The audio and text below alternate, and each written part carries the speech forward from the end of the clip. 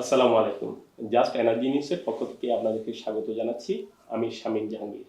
আজ আমাদের মাঝে অতিথি হিসাবে আছেন অবসরপ্রাপ্ত শিক্ষক এবং গবেষক প্রফেসর ইজাজ হোসেন। তিনি দীর্ঘ 40 বছর বুয়েটের শিক্ষকতা পরে টেকসই জ্বালানি নিয়ে কাজ করছেন। আমরা এখন প্রফেসর ইজাজ স্যারের সঙ্গে উনার বর্ণাঢ্য জীবনের অভিজ্ঞতা এবং জ্বালানি সেক্টরকে কিভাবে উন্নয়ন করা যায় সেই বিষয়ে আলোচনা করব। আপনাকে স্বাগত স্যার। স্যার, বিদ্যুৎ সেক্টরটাকে কিভাবে দেখছেন? এটাকে মানে কিভাবে আরো সংস্কার করা যায় এবং এটাকে বর্তমান সরকার যেভাবে এগুচ্ছে তাকে যথার্থ?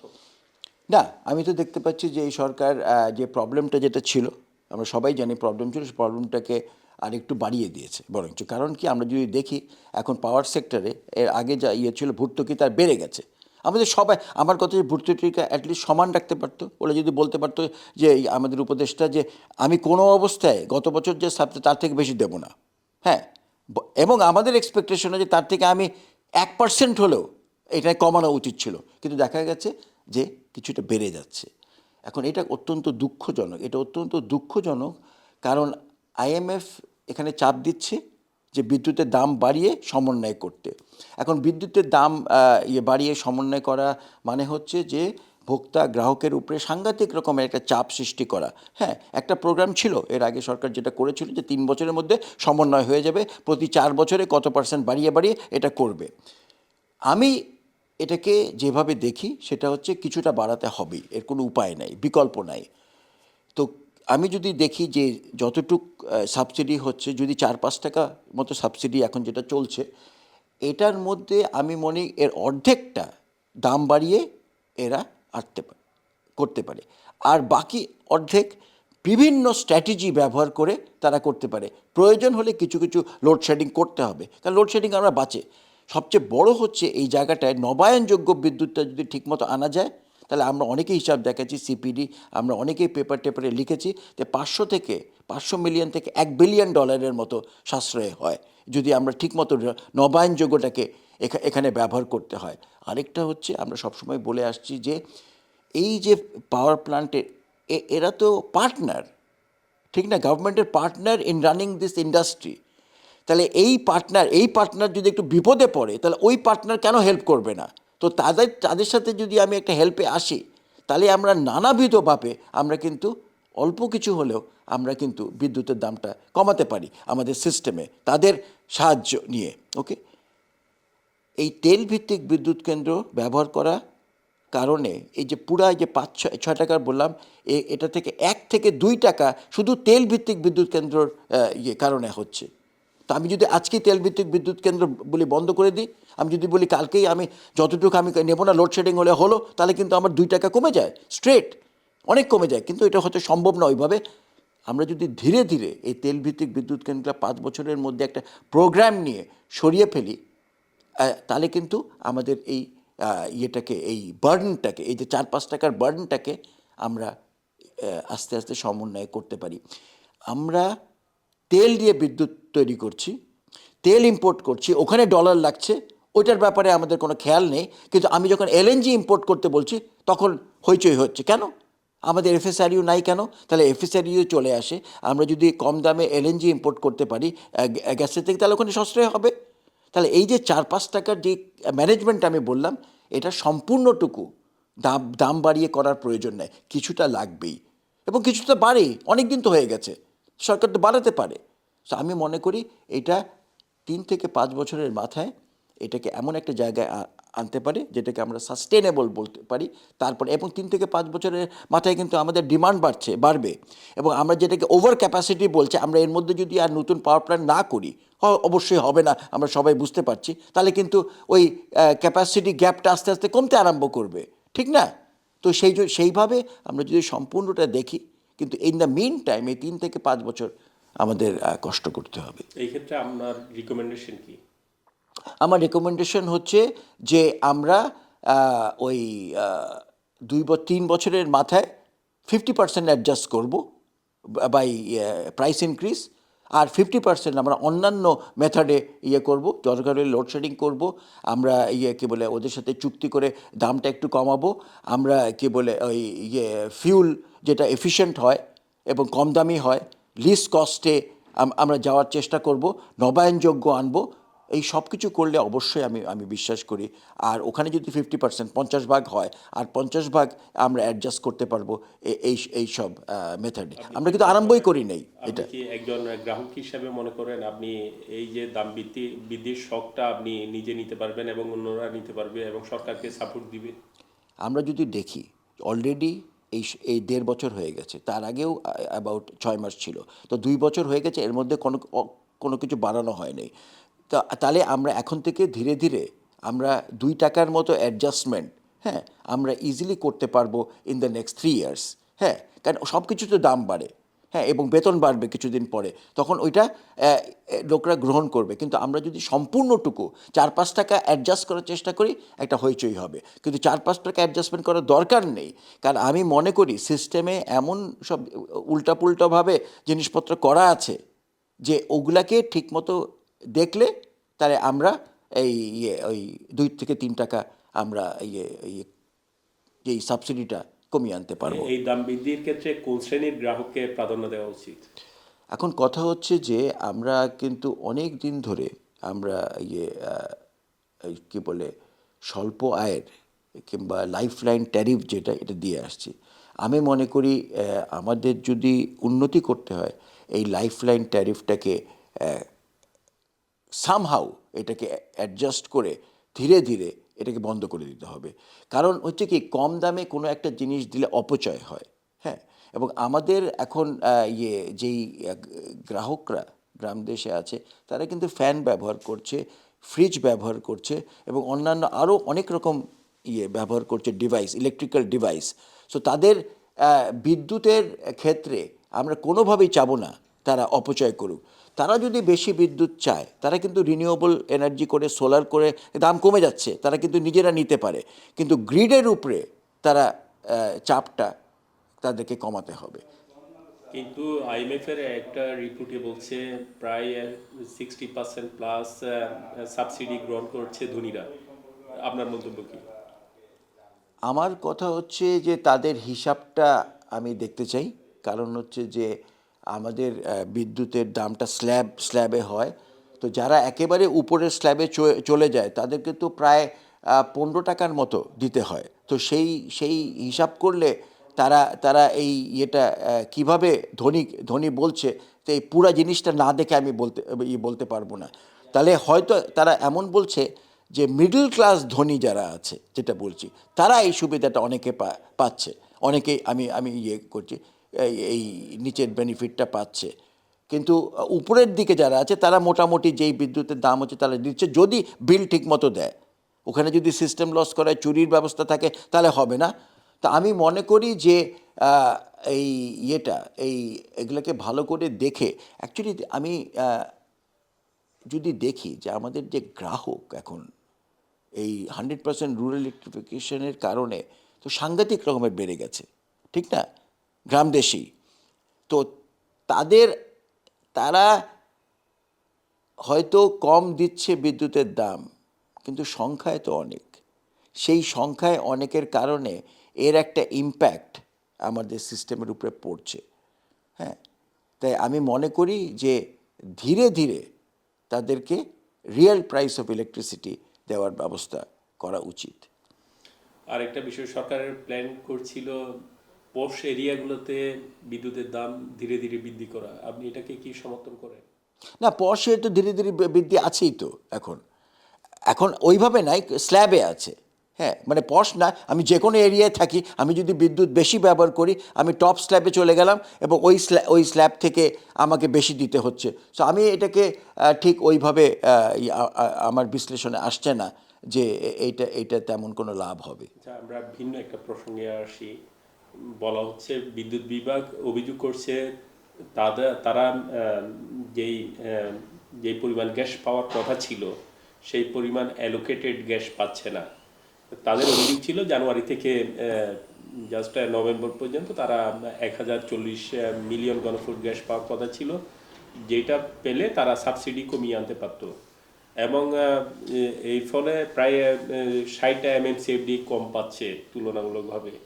আর জ্বালানি বিভাগ চাচ্ছে শিল্পতে যেহেতু বিদ্যুতের গ্যাসের দাম বেশি, মানে এই ক্ষেত্রে সমন্বয়হীনতা ঘটছে কিনা আপনি কিভাবে দেখছেন এটাকে? আপনি যদি দেখেন আমাদের গ্যাসের এখন যে চিত্রটা, সাপ্লাইয়ের চিত্র, আমাদের ডিমান্ড হচ্ছে 4000 এমএমসিএফডি এবং এই মুহূর্তে তারা 2700 এমএমসিএফডিও দিতে পারছে না, 2600 নেমে যায় মাঝে মাঝে। হ্যাঁ, তার মানে 1000 থেকে 1200 এমএমসিএফডির কন্টিনিউয়াসলি একটা ডিমান্ড শর্টেজ আছে। এখন এই গ্যাসটা অনেক সেক্টরে যাচ্ছে। এখন আমরা এই গ্যাসটাকে কোন সেক্টরে দিলে আমার দেশের জন্য সবচেয়ে ভালো, এই জিনিসটা কিন্তু কখনোই আমরা স্টাডি করি নাই, কখনো বলি নাই, কখনো বিতর্কেও আনি নাই, কিন্তু আনা উচিত।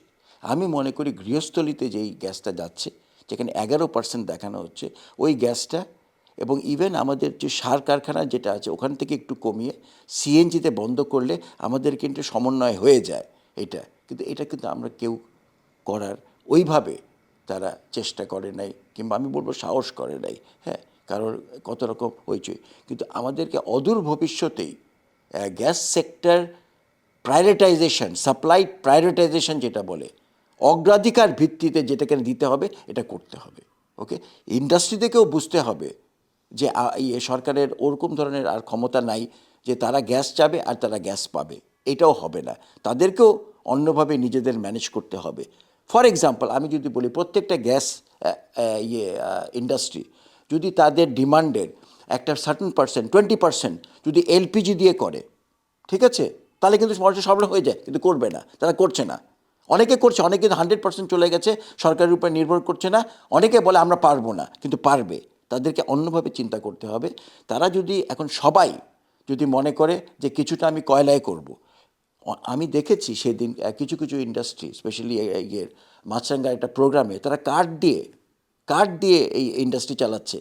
তখন তারা ভীত হয়ে গেল, কারণ ওই প্রোগ্রামটা হচ্ছে এনভায়রনমেন্টাল প্রোগ্রাম, যেখানে তাদেরকে দেখানো হচ্ছে যে তারা কী বলে আমাদের বন উজাড় করে দিচ্ছে, বন সম্পদ নষ্ট করছে। ওইটা ভিন্ন ভিন্ন পার্সপেক্টিভ। কিন্তু কথা হচ্ছে কাঠের সাপ্লাইটাও যদি ঠিক করা যায় তাহলেও কিন্তু অনেক ইন্ডাস্ট্রি চলে। তা আমাদেরকে একটু এই এনার্জি সাপ্লাই, প্রাইমারি এনার্জি সাপ্লাইয়ের ব্যাপারে আরেকটু আমাদেরকে ভালোভাবে চিন্তা করে দেখতে হবে যে কিভাবে এই প্রবলেমগুলো সলভ করা যায়, যাতে করে সরকারের এই যে ক্রমাগত এই এলএনজি ইম্পোর্ট বাড়ানোর যেই পলিসি, ওটার থেকে তারা বেরিয়ে আসতে পারে। কারণ তারা পারবে না, তাদের ডলার থাকবে না অত। আমাদের ডলারের ঘাটতি আছে, আমাদের অঙ্কে কিন্তু মেলে না। আমাদের যেটা এখন সমস্যা হয়ে গেছে, ইংলিশে একটা কথা আছে, লিভিং বিয়ন্ড ইয়োর মিনস। আমার যে ক্ষমতার বাইরে আমরা চলে গেছি। হ্যাঁ, সো আমাদের এই ক্ষমতার মধ্যে জিনিসপত্র আনতে হবে। সেটাতে যারা যারা ক্ষতিগ্রস্ত হবে কিছু করার নাই, বিকজ দ্যাট ইজ রিয়ালিটি।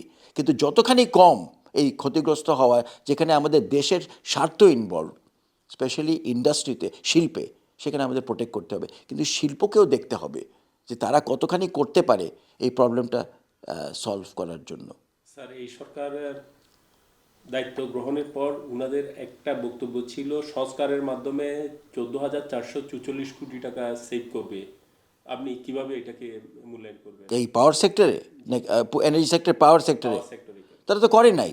আমি মূল্যায়ন কী করে করব?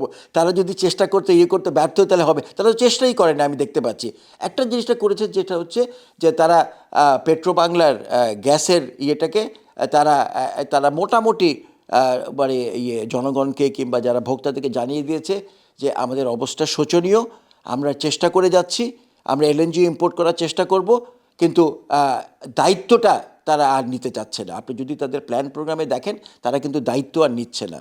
তারা কিন্তু মোটামুটি, আপনি কিন্তু মনে আছে যে একটা সেমিনার করেছিল, সেখানে আপনি বলছে আপনি যদি পারবেন তো বলে দেন, সোজা বলে দেন আপনি গ্যাস দিতে পারবো না। হ্যাঁ, তারা কিন্তু মোটামুটি একটা হিন্ট দেওয়া আরম্ভ করেছে।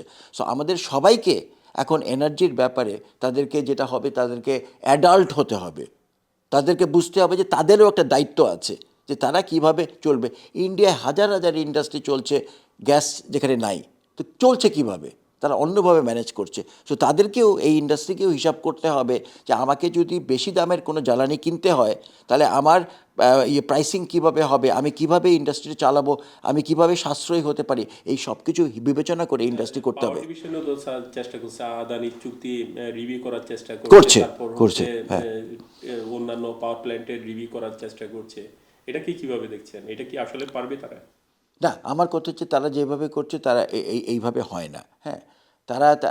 তারা করছে কি, এদের এদের সাথে একটা একটা বিতর্কে চলে আসছে, এদের মধ্যে একটা কনফ্রন্টেশনাল একটা অ্যাটিটিউড নিয়ে এই আমাদের বিদ্যুৎ বিভাগ এই ইয়েতে নেমেছে, হ্যাঁ। এখানে কনফ্রন্টেশন হলে চলবে না, কারণ তাদের চুক্তি আছে, তাদের কাছে ইন্টারন্যাশনাল আরবিট্রেশনের আছে, তারা একটা, এখানে হবে কি, এটা নরম গরম একটা দিয়ে সিচুয়েশন দিয়ে তাদেরকে বুঝিয়ে, এটা তাদেরও ব্যবসা, তাদেরও ভালো হবে, এইসব সব করে টোরে তারা অল্প কিছু হলেও কমাতে পারবে। তারপরে আমি মনে করি এটা ভুলে যাওয়া উচিত, তারাও বেস্ট পারফরমেন্স করুক, আমরাও তাদের বিদ্যুৎটা নেব, ঠিক সময় পেমেন্ট করব, হ্যাঁ। কিন্তু এই যে এখন যেরকম যেরকম একটা কনফ্রন্টেশনাল ঝগড়াঝাটির মাধ্যমে তারা এই নেগোসিয়েশনটা করতে চেয়েছে, সেটাকে আমি সাপোর্ট করি না, হ্যাঁ। তারা এটা পার্টনার হিসাবে নেগোশিয়েট করে তাদের কাছ থেকে এই সুবিধাটা আদায় করতে হবে। স্যার, অন্য একটা প্রসঙ্গে আসি। পাওয়ার ডিভিশন গ্রিন এনার্জির দিকে জোর দিচ্ছে, বিশেষ করে রিনিউয়েবল এনার্জি। এটা কি তারা তাদের পলিসিগতভাবে তাদের সঠিক পজিশনে আছে? না, তারা যে করতে চাচ্ছে এটা সঠিক পজিশন, কিন্তু করতে পারছে না, এটা ব্যর্থতা। কারণ হচ্ছে তারা বলেছিল ডিসেম্বরের মধ্যে করতে পারবে, ঠিক আছে, ডিসেম্বরের মধ্যে আমরা জানি সবাই, সরকার এরকম কথা বলে, কারণ এই সরকার তার বেশি নাই, তাদেরকে ডিসেম্বরের মধ্যেই বলতে হবে, ঠিক আছে বলেছে, ঠিক আছে, ডিসেম্বরের মধ্যে হয় না, মার্চের মধ্যে হোক, মার্চের মধ্যে না হলে জুনের মধ্যে হয়। কারণ এখন কিন্তু রিনিউয়েবল এনার্জি করতে টাকা থাকলে, সব কিছু ঠিক থাকলে 6 মাসের মধ্যে করে ফেলা যায়। আমরা যদি দিকে এক্সাম্পল, পাকিস্তানে কি হয়েছে, ভিয়েতনামে কি হয়েছে, তাহলে ওইগুলো দেখলে, সাকসেসগুলো দেখলে আমরা বুঝতে পারছি যে বাংলাদেশ অত্যন্ত স্লো এবং অত্যন্ত ব্যর্থ এই ব্যাপারে। তারা রিনিউয়েবল, আমরা তো হিসাব করে দেখাচ্ছি, দিনের বেলা 4-5 ঘন্টা আমরা 3000 মেগাওয়াট আমরা সৌরবিদ্যুৎ ব্যবহার করতে পারি, এবং রাতে সন্ধ্যার সময় আমরা তেলভিত্তিক বিদ্যুৎ কেন্দ্র ব্যবহার করছি, যেটার দাম হচ্ছে 25 টাকা। আমি যদি সোলার বিদ্যুৎ দিনের বেলা কালেক্ট করে ব্যাটারিতে দিয়ে করি, তাও ওরকম ধরনের প্রাইসে পড়বে। তাহলে আমরা কেন এই সম্পূর্ণ জিনিসগুলোকে নিয়ে আমরা করছি না? $1 বিলিয়ন আমাদের এখানে সব কিছু করলে সেভ হয়। $1 বিলিয়ন যদি সেভ হয়, আপনি হিসাব করে দেখেন যে তাহলে আমার এই যে বিদ্যুতের দামের যে সাবসিডি কতখানি কমে, হ্যাঁ, কতখানি কমে, ঠিক না? সো এইসব তো করতে হবে। এই যে 14,500 টাকা যেটা বলেছিল, এই কোটি টাকা, তাহলে এটা হয়ে যেত, হয়ে যেত। আমরা যদি তেলের বদলে আমরা কিছু গ্যাস এবং কিছু আমরা নবায়নযোগ্য করতাম, তাহলে তো অনেক সাশ্রয় হয়, তাহলে তো অনেক সাশ্রয় হয়। কিন্তু আমাদের গ্যাস কই? আমরা তো এফএসআরইগুলো করলাম না, হ্যাঁ। আমাদের পাইপলাইনে আরেকটা এফএসআরই ছিল, ওটাকে আমরা ক্যান্সেল করে দিলাম, কারণ এটা সামিটের, এটা স্পেশাল পাওয়ার্স অ্যাক্টে করা হচ্ছে। তারা কি কোনোভাবে এদের সাথে লিঙ্ক করে, ওদেরকে পানিশ করে তারপরে এটা নিজেরা নিয়ে নিতে পারতো না? সরকার পারতো, কিন্তু করেনি।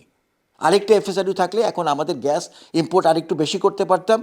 ওই গ্যাসের কারণে আমাদের তেল কিছু কম ইম্পোর্ট হতো, আমাদের সাশ্রয় হতো।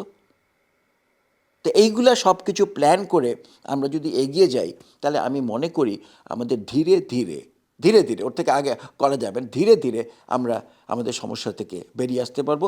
আমি যেটা দেখতে পাচ্ছি, আমরা একটা সুযোগ সুবিধা হয়েছে, যেটা বলে একটা সমস্যা থেকে একটা ভালো সুযোগ এসে যায়। আমাদের সমস্যাটা হচ্ছে বিদ্যুতের দাম বেড়ে যাচ্ছে, বিদ্যুতের দাম বেড়ে যাওয়া মানে হচ্ছে নবায়নযোগ্য বিদ্যুৎ সহজে আনতে পারবো।